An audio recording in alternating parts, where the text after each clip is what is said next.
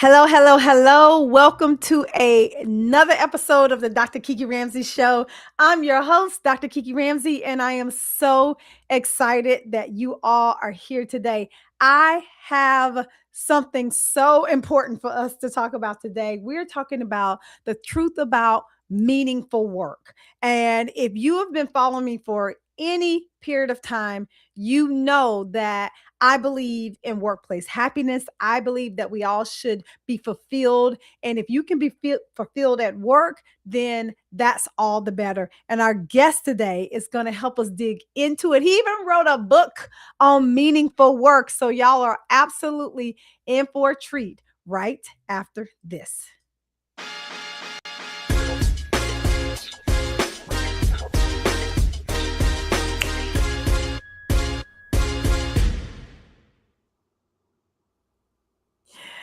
Wes, welcome to the show. How are you? Thank you. Great to be here. I'm good. I've been looking forward to this conversation. Me too. Me too. It's always so good when you find someone who matches energy and has been studying kind of the same thing that you've been studying. We both have a real love for positive psychology. And so when Indeed. I saw you speak at the conference, I was like, I need to talk to him.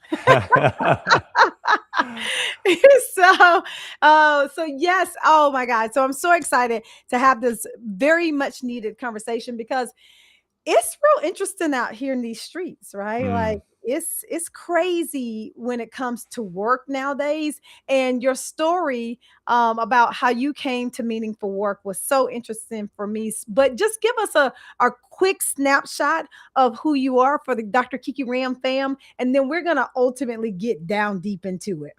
great. Yeah.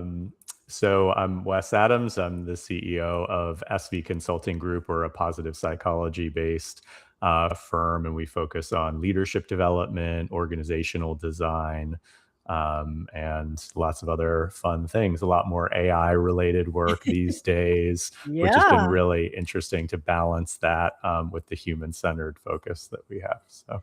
Yeah, no, I love that. And I want us to, talk a little bit about that during our conversation today, because I think that AI, of course, is all the craze and everybody's trying to figure out like what to do with it, how to do what they need to do with it. Some people are still scared of it. And I think that you have a really unique perspective on AI in the human centric form. So I want to talk about that. But before we dive into it, I love to ask all of my guests, what is your biggest superpower?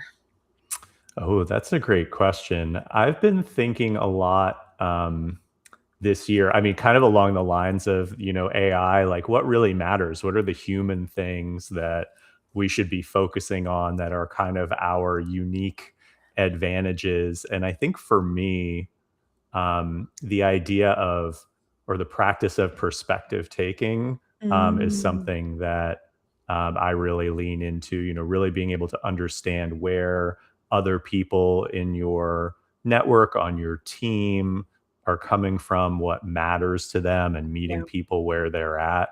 I think that's a really important skill that is something that doesn't get talked about enough. No, I totally agree. And I mean, I think when it comes to perspective taking, it's not just even the workplace. Like I know that, when my interpersonal relationships, child, I'd be like, Yeah, I it's mean, helpful in all aspects of life, I think. it really is. I'd be like, I'm trying to see your side of this, but it's real hard. I love it, but no, it's a true skill. It is a true skill. So, okay, you spent the past decade in hospitality before deciding that you wanted a, to make a bigger impact in the world. And so, what happened to make you say, "Huh, this ain't it"? like Mm, I want to I need to move. I need to shift. What yeah. happened? Yes, it's been a really interesting path to get here. As you said, I spent about the first 10 years of my career in hospitality, originally running nightclubs, moving on to opening restaurants, event spaces in different parts of the country. And that What? was Wes a was running nightclubs? What? way back in the day. Yeah. Um, and that was really fun, in my 20s to do that. It was exciting. I think hospitality is such a great industry because of the kind of family community feel that you develop with the people who you're in it with. You're Mhm, like mhm. working in that space, you're together for so many hours, you kind of develop that community in a way that actually is really meaningful. And when we get to meaningful work later, I'll talk a little bit about that. Um, but I think at some point, I I wanted to do something that felt like it was more directly impacting or positively impacting other people's lives. I Mhm. think I actually do think hospitality plays an important role, like going out, celebrating, having a nice Yep. meal, sharing that with family. Events, especially like in the event space, we did a lot of weddings and like corporate events and celebrations and things like that. And I think that can be very powerful. I think I just wanted to do something that was a little more like directly addressing some of the challenges I think that we Mm, have in the world. And so yeah. I sort of transitioned into social enterprise at that time. I started working for a consulting company based in New York that worked with brands with social initiatives like Hmm. Airbnb, Google, others at that time, and also a lot of large nonprofits. And so that was sort of a big switch for me. Yeah, no. And so, it's interesting because in the work that I do as a coach, I run across a lot of people who are questioning, uh, you know, trying to make a move, like, Hmm. running up against like certain challenges and situations that have them questioning, do I need to make a move? Like, is it time for me to go in this direction? So for you, was there any one thing that you're like, you know what? I just no, like any major thing that happened or any one thing that was like, this is not it. Yeah, that's a great question. I think for me, it was more like getting to understand myself better. I'm gay, Ooh. but I came out a little bit later. Mm. And as I was going through that process of figuring that out, I started reading a lot more about the community and all of the things that had happened, like the LGBTQ rights movement and like all of the work that people had done to provide me with the opportunities that I had at that point in time. And I felt like I think I kind of felt like I owed, like I Mm. owed to pay that forward in some way. Wow. Whether directly in the community, which I've done a lot of over the years since then, or just in other ways, I felt kind of I guess a responsibility to do something to take what I had been given and make Wow. something of it. No, I love that because here's the thing. I think that what you said is so important. And it's all about learning who you are or Mhm. knowing who you are or wanting to what I heard from that was like really wanting to live a more authentic life Yeah. of who you are. And I think, I know in my work, I see a lot of people who are not willing to step up and live that authentic life and to It's be the hard. person. It is hard, especially when I think it's really hard when, especially when the government put all these restraints, and the government tells us that they don't like differences, right? Mhm. Like the government will say, like, we don't like this subset of people, and we're not going to support this subset of people. And being a black American and you being a gay American, like there's so many signs and so many things that says no, we don't want to, like, we're not here for you. Mhm. Like the world only looks like, heterosexual, white, male Christian, Mhm. evangelical, that kind of thing. And I'm like, why? Why? Right? Like that's not a world that I, want to only subscribe to. But I think that messaging makes it super hard for Yeah. people to actually live their authentic lives and even find the work that is also actually at some point meaningful for them. Yeah, I really resonate with that. And I think there are so many ways that, whether it's the government or society in general, try to frame or limit the ways that we can show up or express ourselves, or what's Mhm. appropriate, what's not appropriate. um, that can be really challenging. And I think those, without going too deep here, Right. like getting into especially like early, childhood years, and like up until you get to the point where you're graduating high school, Yep. those frameworks that we learn, they're very, deeply embedded. And no matter how, I'm, in my 40s now, but I still reference some of those Yeah. things, even though I would like to feel like I've moved beyond many of them. They're still Mhm. there. I mean, I'm sure in your work, Yep. the neuroscience of that, like those things never go away. I Those don't. channels in your brain are Yep. carved, and we can Yeah. only learn how to navigate them, but we can never get rid of them. Yeah. Yeah. I think you're breaking up a little bit, but Oh, no. Okay. yeah, just a little bit. Can But you hear me now? I can hear you. Okay, It's just, great. every now and then. So, okay. So you got this, I wouldn't say it's necessarily say epiphany, but I like the word. And and you moved into a mission-driven organization, expecting that this work is going to make you feel super meaningful, but you discovered that something completely different. Tell us what happened when you decided to move into this mission-driven organization. Yeah, I mean, I think sort of naively, I assumed that working at a mission driven organization or in like a purpose driven company would automatically be meaningful and would feel great. And I would be happy about that all the time.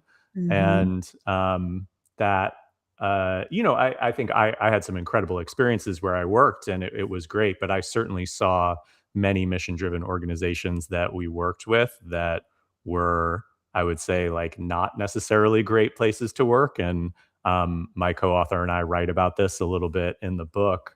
But purpose, like having a purpose, is not enough to just Mhm. automatically make a job meaningful. And Yeah. that was a little surprising to me, and that got me really interested in, well, then what does it actually take? Right. And Mhm. that's kind of what led me to organizational psychology and kind of on the path that I'm on now. Yeah, I love that. Hey, Nick, thanks for joining us live on the Dr. Kiki Ramsey Show. Um, so you talk about purpose. I talk about purpose a lot. It's one of my most favorite topics in the world because I really believe that all of us need purpose, right? All of us need to, have that, thing. How would you define purpose in life? That's a great question. And I think, I'd love to talk a little bit about the difference between purpose and meaning, because I think those things get tangled up sometimes. So for Yes. me, purpose is having a clear understanding of the destination. It's your North Star, it's Mm, knowing where you're trying to go. And that might be something that's concrete. It might be like achieving a certain thing, or it might be, making the world a better place in a certain way, which was a little fuzzier, right? and mhm. that's and that's great. I think it's really important for us to be able to know what those things are and Yeah. articulate them. Yep. And purpose alone doesn't create meaning. Meaning comes actually, and meaning at work in particular, comes from three sources: community, contribution, and challenge. Purpose fits in Mm, that second bucket of contribution, but okay. meaning comes from seeing progress towards that purpose. Just having Ooh, the destination is not enough. You have to know how you're moving towards it for your work to feel meaningful. okay. Yeah, no, you said, contribution, Community, community contribution, and challenge. community contribution and challenge. Okay, so now that you took us there, break them all down for us. So community, and this comes out of research. So, like after working in social enterprise, I ended up going back to school. I went to the positive psychology program at University of Pennsylvania and have Yeah, continued to be a researcher there. since. And my co-author and research partner, Tamara, and I study meaning at work. And so what I'm going to tell you actually comes from about 5 years worth of research on this subject. But essentially, meaning at work comes from these three sources: community, contribution, and challenge. Community is that sense that you belong, that you can show up authentically, bring your full self and your Yeah. full ideas to the table. Contribution is understanding how your work is positively impacting other people or demonstrating progress towards a larger goal. It might be business outcomes, it might be making your clients' lives easier, whatever that thing is. And challenge is the individual opportunity to learn and grow. It's seeing progress towards our potential. And these Mm, three things all combine to create our sense of meaning. And there's kind of a multiplier effect. So they play off of each other. Some of them overlap and they amplify each other. And if one of them is missing, it can cancel out the other two. So yeah. going back to that mission driven organization, you could have really strong contribution bucket, Right. but if the people that work at the organization, you don't feel like you can show up authentically there, it can take away a lot of the meaning that comes from that. Yeah. Oh my God. This, that definition explains a lot of like what I'm seeing online and what I'm seeing Mm, when it comes to the people who I coach. Because if I can think back with the people who I'm coaching, probably one or more of those things are missing for them. Uh, mm, within an organization, and so therefore a lot of people are seeing themselves being unfulfilled, mhm. right? Okay, so you get to this, mission driven organization, and you're like, hmm, I yeah, I thought this was gonna be, I thought this was gonna be different. And I hate when I get somewhere and I be like, this is not exactly what I thought it was going to be. And then Mhm. you have to ultimately figure out what's your next move. So what was your next move when you got there and you figured out that this is not exactly what I was thinking that it was going to be? Yeah, I mean, to be clear, I again had very meaningful experiences Mhm. at the company that I worked with, and I observed that in many cases it wasn't um, enough. And so, I started reading a little bit more. I started getting into like Adam Grant and Brene Yeah. Brown and And they have a other. podcast together now. They do, yeah. They've really blown up since then. This is Yeah. like, 10, 15 years ago. But yeah, just really starting to understand, oh, there's actually people that study this, how organizations should work, what leadership can look like, how things are structured in a way that brings out the best in people, that Mhm. unlocks their full potential. And so I continued to sort of on the side read a lot of that and try to incorporate it into some of my work. And eventually I was like, I think I want to do this full time.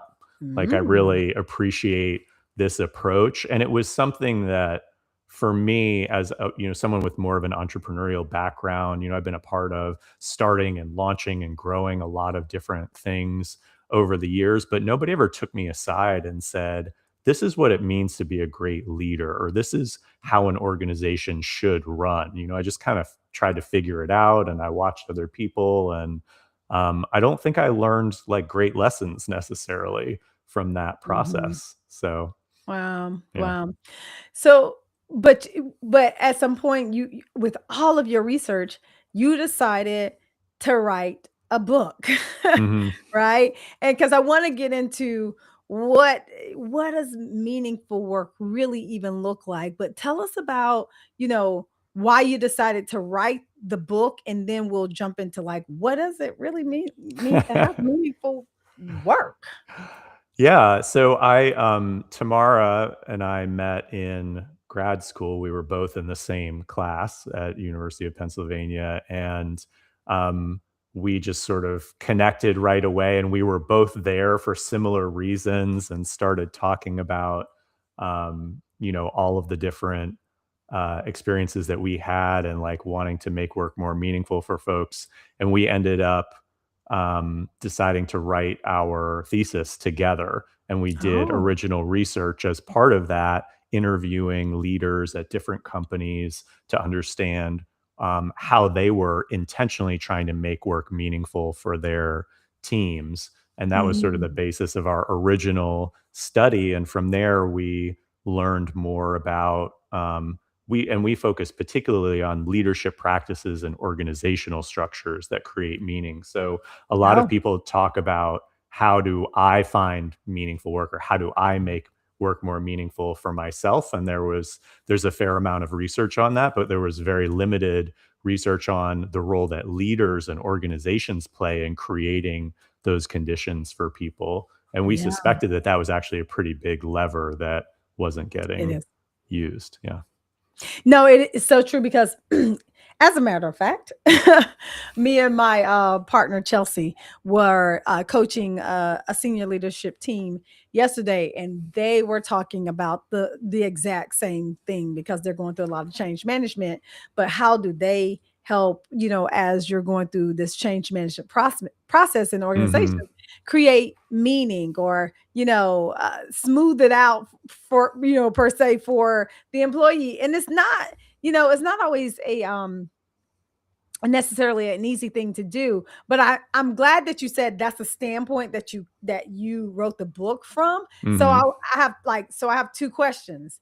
What what are some things, if if people are in leadership listening to today's show, which they are, what are some things that organizations can do to help create meaning for their employees within the organization? Hmm.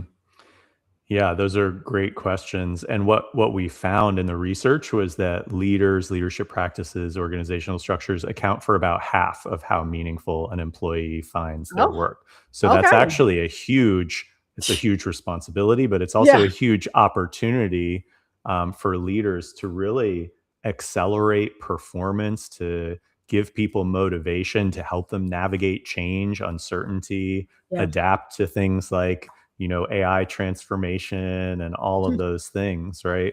And it's the way that we think about it is a set of practices within each of those three C's, right? So if you're mm, starting with community, really building authentic relationships with people, investing in getting to know people, understanding who they are, um, and that it's very easy to forget to do that mm. in our very transactional environment. Yes, it We're is. I spend most of my day on Zoom calls or interacting with people virtually, and I really struggle with that. Like, I'm Yeah. an extrovert. I Yep. love to connect with Same. people. But when you're back to back meetings, you're like, okay, let's get this done. Let's get that done. And Yep. you forget to say, hey, like, how are you? How was your weekend? Like, Mhm. what's going on? And actually get to know someone. And so there's a great practice. I don't know if you know Vivek Murthy. He was the Mm. Surgeon General of the US previously, but Okay. he's written a lot about loneliness and Mm. sort of like mental health crisis in the US and how that's really important, and specifically addressing those things at work. And he has a practice called the inside scoop, where at the Oh, first 5 minutes at the beginning of every weekly team meeting, one person like either brings a photo or an item or something that is meaningful to them, and it's like, oh, this is like a little piece of artwork that my grandmother gave me, and this is where it came from, and this is why it's important to me. So it sort of creates a structured opportunity for people to see each other as yeah. humans at Yeah. the beginning of the meeting, and then it spurs conversations outside, like, oh my god, my grandmother did something similar, and like Right. really develops those, or helps develop those relationships. I love that. I love the name Inside Scoop. Yeah. I try to do that on all of our Monday team meetings as well. I'm like, how was everybody's weekend? Like, what's going on? What's new? What's exciting? I do that in class as well, especially depending on what we're going to talk about. I'm like, listen, y'all, please bring something good. Tell me something great. And I had this one professor in grad school, which was so awesome. And I can't necessarily do it right now, or at least I haven't figured out a way to do it. He used to bring this manila envelope full of newspaper clippings, magazine clippings of different sayings and Mhm. mottos and motivational quotes and stuff like that. And then he would have everybody pull out one and read it to the class, and everybody's like, "Oh, can I have that one?" So like we were whatever resonated with us, we would trade, motivational quotes and stuff like that. And I was like, if I had a physical class, I would do something like this because that actually left an impression on me in terms of that environment, I right? love that. And so it was Yeah. just like you could pick whatever quote you wanted that You inspired didn't you? know what you were picking because it was in the Oh, envelope. okay. So you would just dig in there and pull it out, and he would pass Cool. it around till everybody finished. And once everybody finished, then we would read it out loud. And it was such a cool experience. I remember that so much. And I have like these little deck of cards here in my office that I use for like mindfulness when I'm in like Mhm. sessions and stuff sometimes. And so when I go into class, I'll pick one of those out. And I'll read it to the class and I'll say, how does this resonate? Mhm. I love that. Right. Yeah. And we what I think is interesting is, like, I think that kind of thing happened a little bit more organically when we were all in the office and we were Hmm. coming to the same Hmm. place every Hmm. day. And now that we work in such a distributed fashion in different time zones, different countries, we have to be intentional about creating the space for that. Yeah. And that's It is. actually a leader's job to do that, to think about that. Yeah, and that's something that we were talking about on even that coaching session. So when it comes to meaning in us as individuals creating Mm. meaning, what did your research bring up there? There's a lot of really great research on that, and I think continuing to think about those three C's: community, Hmm. contribution, and challenge. Um, if you're an individual and you're thinking about how am I feeling about my job, or you're looking for a new job and trying to find something more meaningful, really doing a little bit of an audit of those three things. Like, is this somewhere I can feel like I can show up, as myself and Mm. challenge Yeah. ideas and all of that.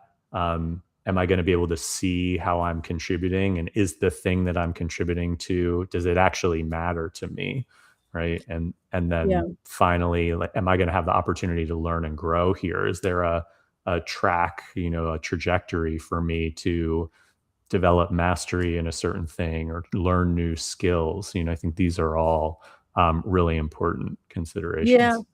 I think they are, and a lot of my videos I talk about uh, workplace challenges Mm. but being challenged in a way in the workplace that feels good that you can actually grow from, right? Like Mhm. not having challenges. Yeah. we all have, certain challenges in life, but literally like having a job that challenges you in a good way that makes you want to grow. I mean, I think that's important in life because otherwise we're super comfortable in these jobs that don't grow us. Mhm. Yeah, Yeah, yeah, absolutely. I love that. Um, and so we've talked about meaning, and you just told me what roles you think leaders play in creating meaningful work. And so what would you say to someone who is just who's saying, you know what, Wes, my work doesn't feel meaningful anymore. Like Mhm. I don't necessarily know what to do. What, kind of advice or words of wisdom would you give that person? That's a big question. I think it depends a little bit on the situation. And I would say, one of the really interesting things about the research that we did, I mean, we came across people in all different types of jobs, like janitors, construction workers, hairstylists, corporate workers, nonprofit, government, like all of the different facets, every industry, right? And there were people in all of those situations that felt their work was really meaningful, right? So Mhm. there is no one job that's necessarily more meaningful than another. And I think people can have a deep connection to meaning. I mean, your job doesn't have to be your life's calling for your worth to feel worthwhile, right? And a Yeah. big part of that is what's the story you're telling yourself Yeah. about the work that you're doing? How are you seeing that? And are you able to visibly connect what you're doing every day to something that matters to you? Right? Yeah. Is it, like, are you, connecting with some other human through your work? Maybe that's just a colleague, right? Like our work Mhm. friends, Yeah. can be very meaningful parts of our lives. Do you have visibility into how your work is impacting others? There's actually a great example from the book. We interviewed somebody who was working with developers, software engineers, Mhm. and in particular, this person was working at a consulting company, and he was working with a team of developers who were tasked with developing software for a trucking company, right? And this developer, in particular, hated his job. Like he was basically just like an order taker. He was like told to develop things. He was Mhm. developing them, and he was like, "This is I'm not doing anything here, right?" And actually, um, the person that we interviewed took this person to one of the trucking distribution centers, and he got to see how the software he was developing actually made it easier for truckers to do their work and made things simpler at the distribution center, saved people time, like made their jobs and their lives a lot easier. Yeah. And he was like, "Oh, I get it. Like what I'm doing is actually having an impact." But because he hadn't seen that, he was Yeah. just like checking boxes. Yep. Yeah. Yeah. Wow. It's So like Undercover Boss. kind of, yeah. Oh my God, Yeah. I love that show. I did too. I used to cry so hard. And you would think that I was like the person giving like all the stuff. I was like, Yeah. oh my God. Oh, yeah. So That's it's a real no, but tearjerker, that one. I think it's so interesting that you said that because I do know that there's definitely some jobs and organizations that we may not connect to the bigger picture of what we're doing.